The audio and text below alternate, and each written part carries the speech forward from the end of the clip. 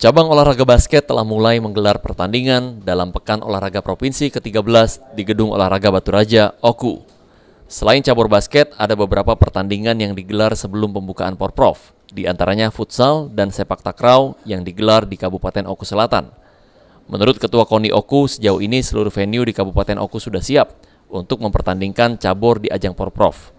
Kalau yang menjadi tanggung jawab KONI 100% sudah. Siap, Pak. Ya, siap. Untuk yang di Oku, Pak, ada berapa cabur yang sudah mulai pertandingan, Pak? Yang sudah mulai yaitu sejak kemarin itu basket.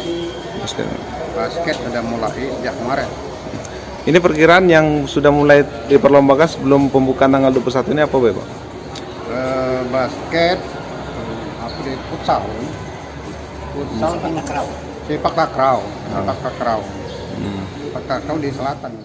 Rencananya, seluruh cabur akan mulai bertanding usai pembukaan Porprov secara resmi di Kabupaten Oku Selatan 21 November mendatang. Ari Pranika, POL TV.